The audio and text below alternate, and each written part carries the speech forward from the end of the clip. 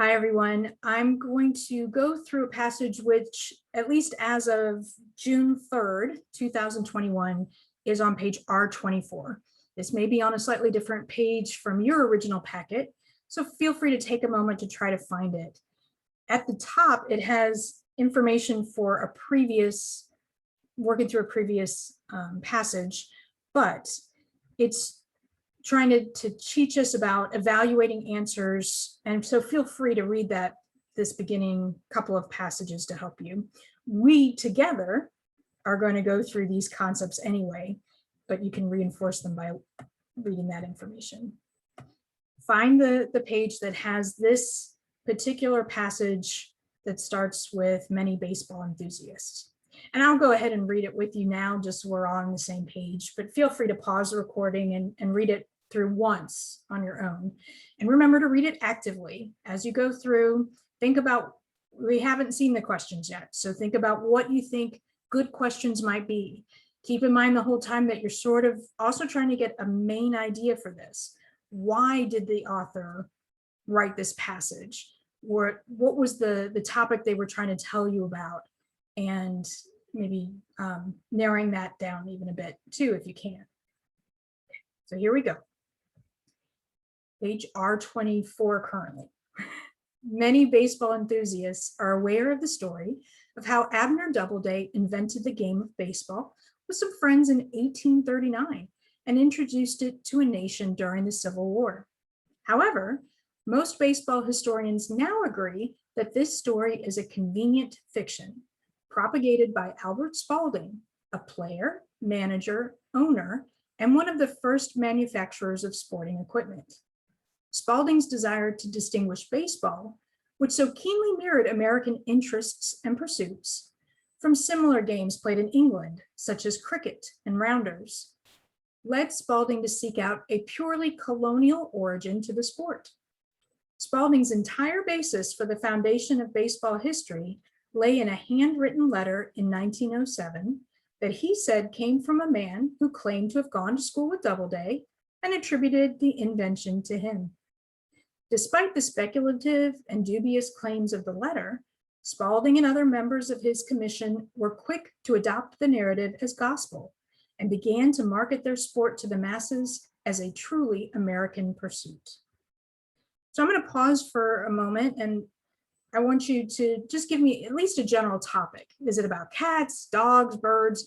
What was the general topic for this? And then if you feel like you're able to narrow that down a little bit more, that'll be great too. All right, now that you've hopefully thought about this for a moment, I'm going to guess that you at least narrowed it down to the topic of baseball. And then from there, maybe you could take a moment and say, okay, is this about the rules for playing baseball? Is this about famous events like winning teams and winning players in baseball? It's about the origins of baseball, the history of baseball, how baseball got started. So now I'm ready to go on to the questions because I've at least narrowed it down to baseball and maybe a little bit more specific about exactly which part of the baseball concept. Let's take a look at the next page. Which of the following statements is suggested by the passage? Now I want you to stop right there. And I'm going to talk you through this, but then down below, they also talk you through all these steps. So you can watch me, but you can also read there. I didn't know they said basically the same thing as me, or as I say, until after I started presenting this, but that's convenient. We reinforce each other. Which of the following statements is suggested by the passage? I can tell just from the first answer choice, Abner Doubleday did invent the game of baseball. That wasn't a line. That wasn't a directly stated sentence from the passage. So, and also it says that it's suggested by the passage. That tells me that I'm not going to find any answer choices directly stated in the passage. I'm going to have to infer something that was indirectly stated, something that was implied. That means this is going to be a slightly challenging question. It's not as simple as what's the definition of this word as used in the passage, or You know, what happened first, what happened last? No, we're going to have to do some making inferences. This might be one to pause on and come back to later. I technically kind of like this question first, though, because it forces me to keep going back to the passage over and over again as we work through the answer choices. And that helps me get to know the passage better in the process. Lastly, it's suggested by the passage. This means I'm not going to use any of my external knowledge, things that I already know or think I know about this topic. I have to focus just on what the author states in the passage or suggests in the passage, and believe, at least while I'm answering these questions, that what the author has said is true. Set my own opinions aside. Now let's take a look at what we see, and we're going to do answer elimination. What I would do on my scrap paper is write A, B, C, D, E, and maybe put the number 1 beside it to help me keep track of which one this is. This is one of those cases where I don't want you writing on something you've printed out. I don't want you highlighting or underlining, and I'm sorry, I should have said that before we got started. This is a really good practice problem for you to do, and when we're practicing, we don't write on anything because we can't write during the actual test. Okay. It says Abner Doubleday did invent the game of baseball. What I would search for quickly is probably just Abner Doubleday. We saw his name a couple of times in the passage. This also may be one of those ones where they're nice to us and put the answer choices in order. I'm pretty sure they mix around the answer choices on the actual test. So I don't know that it's always going to be that the first answer choice comes from the beginning of the passage and the last answer choice comes from the end of it. But in this case, it does. So it'll speed us along a little bit.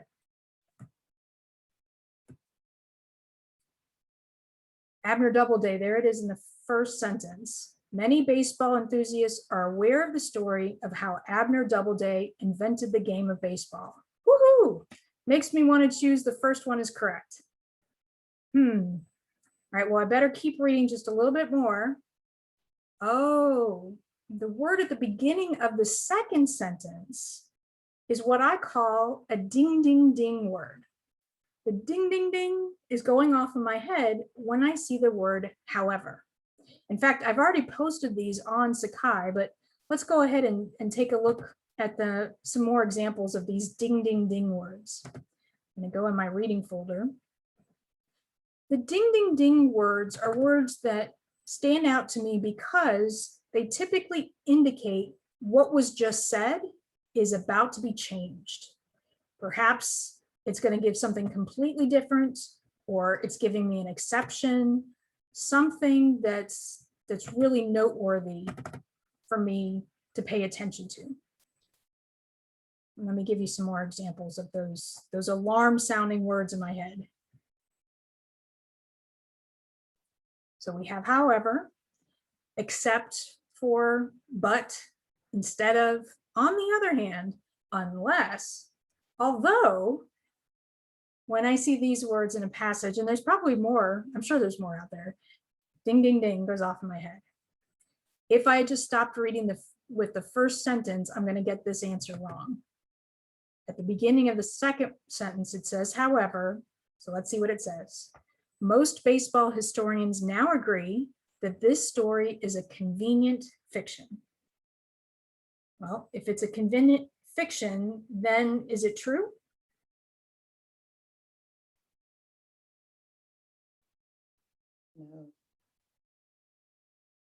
No, it's not going to be true. Abner Doubleday did not invent the game of baseball with some friends in 1839. It's conveniently made up. It's fictional. So I'm going to completely eliminate choice A because that clearly said that's not true. Now, how about letter B? Claiming baseball to be invented by an American would help Spalding sell more sporting equipment.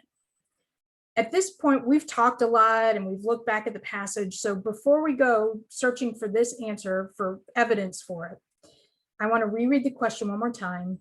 Which of the following statements is suggested by the passage?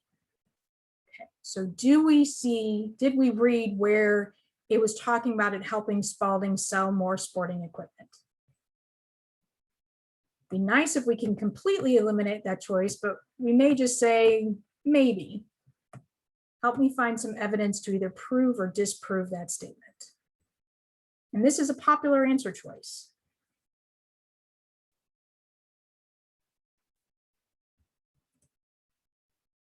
All right, we've talked about it a little bit during the pause, and we've seen a couple things.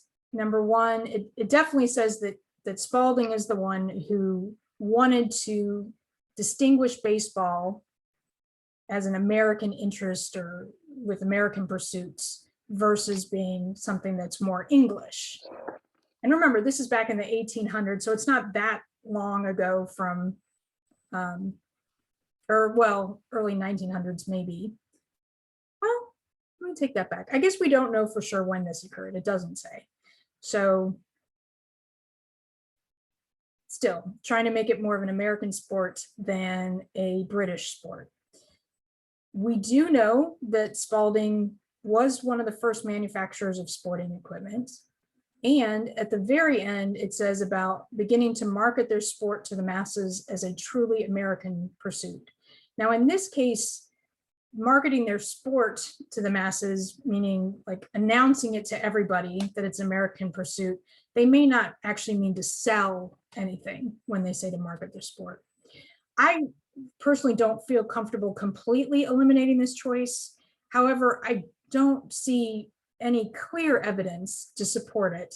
There's nothing that is talked about in here about the money that could be made from selling more equipment by calling it an American sport. I could understand making that conclusion, but I think I'm going to wait and see if there's a better answer choice. So I personally put a little dot by that letter. Letter C, baseball is not truly an American sport. Again, is that statement suggested by the passage? No. I didn't see it in there. I don't think that we need to go back. It talked about how it's similar to the English ones, but not that it's exactly the same. So let's just go ahead and eliminate C. Letter D. Many people in Spalding's day wanted to believe baseball was invented by an American. Okay, well, let's see where we get evidence either to prove or disprove, whoops, too much, prove or disprove that statement. And remember, we're looking for what is suggested by the passage.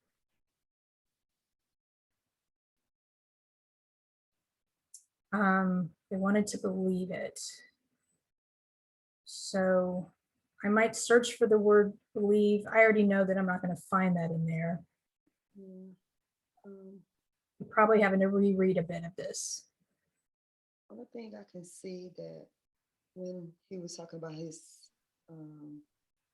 the entire basis for the foundation of baseball history laid in a handwritten letter in 1907 that he said came from a man who claimed to have gone to school with Doubleday and attributed the adventure to him, but it still doesn't say what school.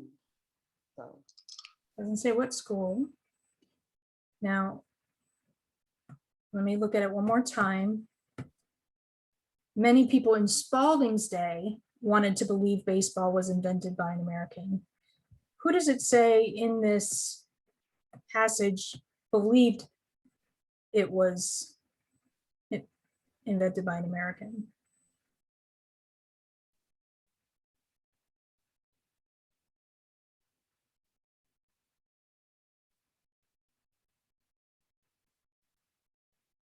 Down in the last sentence, it says, Spalding and other members of his commission were quick to adopt the narrative as gospel.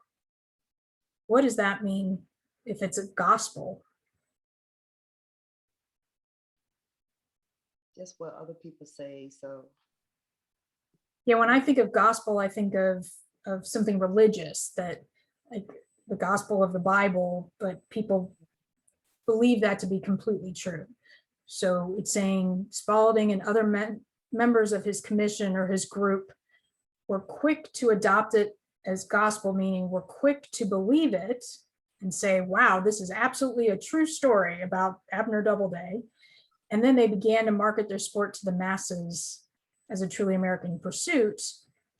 We're not told what happens next, but I mean, the fact that we know that baseball became extremely popular and it's thought of as an American sport over any other country, we know it was successful. So this, I think, is definitely a possibility, because the people, it says here, were quick to believe it. I wouldn't eliminate it. Let's check letter E.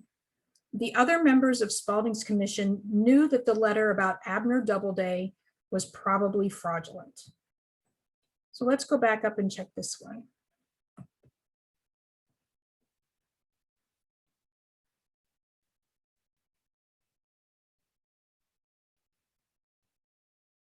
You read one of the sentences: Spalding's entire basis for the foundation of baseball history lay in a handwritten letter in 1907 that he said came from a man who claimed to have gone to school with Doubleday and attributed the invention to him, meaning they gave him credit for it. Despite the speculative and dubious claims of the letter, Spalding and other members of his commission were quick to believe it. So what is speculative and dubious? What is that saying? If something is dubious, it's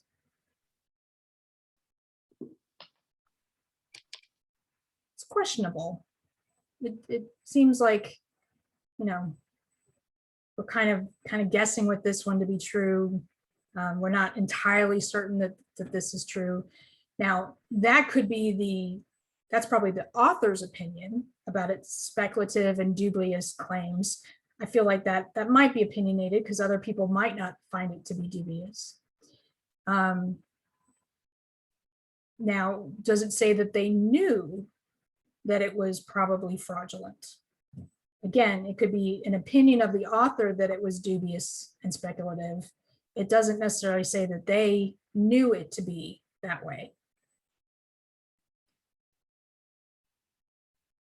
Out of all of the choices, I'll be honest, for the longest time, I thought it was this last one. And part of what threw me off was the fact that it said that it was probably fraudulent. But this time that I was just talking to you, for the first time, I do kind of see where it doesn't say anywhere that they knew the letter was probably fraudulent. It could just be the author's opinion. What it does for sure say is that many people in Spalding's day wanted to believe baseball was invented by an American, because it didn't say anything in there about him having to work hard to convince people. All he had was one letter as evidence, and yet these people said, yes, this is done by an American. Let's go tell everybody. So letter D ends up being the correct answer for this one. We didn't end up seeing more information about him wanting to sell sporting equipment. Later, he became one of the first manufacturers of it, but at first, it's just the fact that people wanted to believe it was invented by an American. The rest of this page, which currently is R25, goes through these same steps of trying to decide how to eliminate questions, how we looked at the question, that it was suggested by the passage. And we couldn't predict an answer for this one, could we? We had to go through each answer choice and eliminate them one by one. It wasn't the kind of thing where it said, you know, what is 2 + 2? We couldn't predict an answer choice yet. Now we have a second question. You won't have this type of question on your test.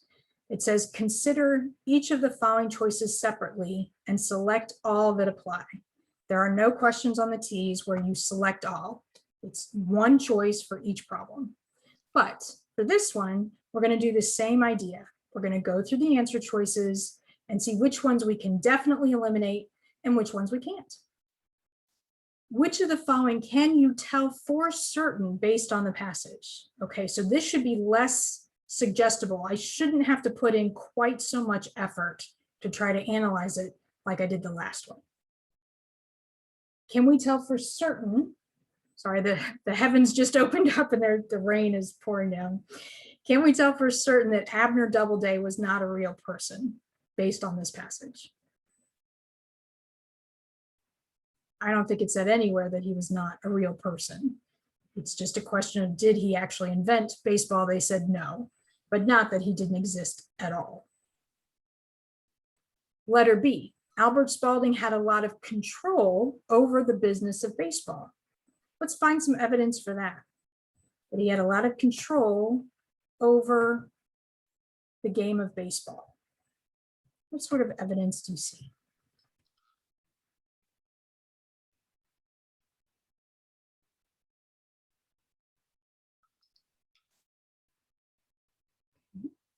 So up here where I see Albert Spalding, it said that he was a player, manager, owner, and one of the first manufacturers of sporting equipment.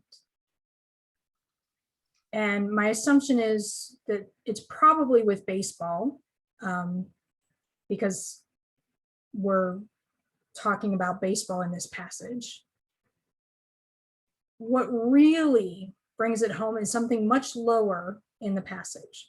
So come down towards the bottom and see if you can figure out what really says he has a lot of control over the game. And I'm going to pause and check in with my live students. Did I already say the part to you guys at the top about him being a player, manager, owner, one of the first manufacturers of sporting equipment, and it would make sense. Oh yeah, I did tell you that already. Okay, down at the bottom, it says Spalding and other members of his commission were quick to adopt it and market it. It's his commission, meaning he's the chairperson of this group and he's the one bringing this one piece of proof with the letter, and then his group and himself go out and convince everybody else this is an American sport. So yes, he has a lot of control. If he has his own commission, his own group, and they all believe him and go out and make everybody else believe. So yes, I'm going to say that one's true. And because just of the type of question this one is, we might also have another correct answer. Let me take a quick look. Letter C, baseball has a lot in common with the game of cricket.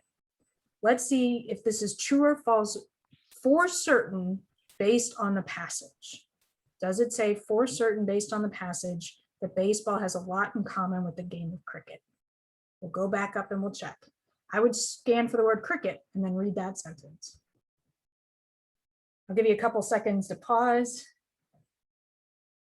All right, so hopefully you were able to fairly quickly scan for the word cricket. If at this point you are not quick, like within, let's say 10 seconds, finding that word, maybe less, then you still need to get a partner to help you practice quickly scanning for words. Here's the cricket. So let's go back to the beginning of that sentence. Spalding's desire to distinguish baseball, which so keenly mirrored American interests and pursuits, from similar games played in England, such as cricket and rounders, blah, blah, blah. So it definitely says similar games played in England, such as cricket. Even if you don't know what the game of cricket is, you would still have enough evidence here to support that that's a true and correct statement. Just so you know, cricket is a lot like baseball. They use a flat paddle though as their bat, but they still have to run to bases after hitting the ball with their cricket bat to get there. Rounders, I don't think I've paid attention to what that one looks like, but cricket is definitely similar. All right, so the answer number 2 is B and C. And this will take you through that information of how to reason through it. That was, again, one that we couldn't predict the answer. We had to go through each answer choice. Lastly, select the sentence in the passage. We're on page R28. Number 3, select the sentence in the passage in which the author states that there was only one piece of evidence supporting the Abner Doubleday origin of baseball. And I want you to do one more thing with that. What is the proof? There are 2 words together that prove it. There was only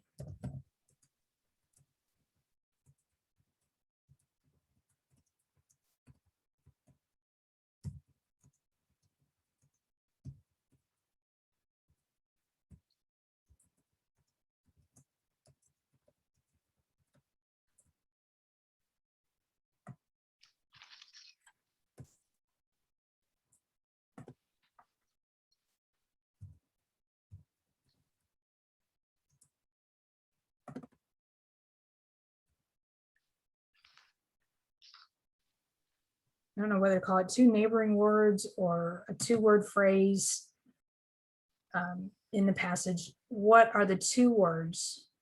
So find for me the sentence where there's only one piece of evidence, and in that same sentence, find that how do we know that's all there was? Okay, if you haven't paused yet to find that sentence that talks about the one piece of evidence that Spalding had to say that Abner Doubleday invented the game of baseball, go ahead and pause and find that sentence. Okay, so it's part of the way down. It says Spalding's entire basis for the foundation of baseball history lay in a handwritten letter in 1907 that he said came from a man who claimed to have gone to school with Doubleday and attributed the invention to him, meaning gave credit to the invention of baseball to Doubleday. So the one piece of evidence was what? That handwritten letter that he showed his commission.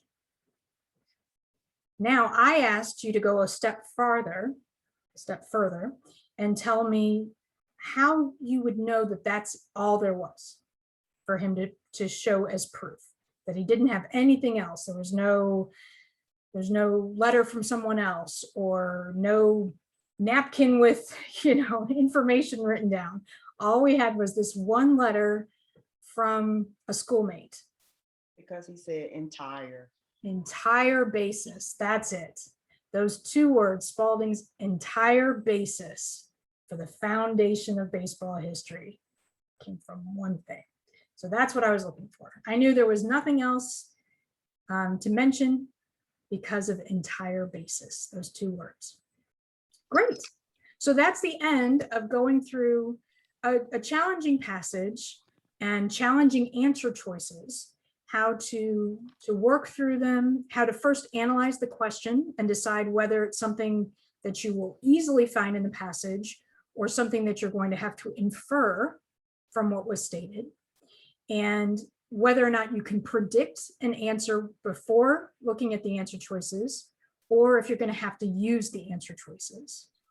Then how you can, some choices you can eliminate right away, and other ones you might want to put a dot and move on and see if there's a better answer choice.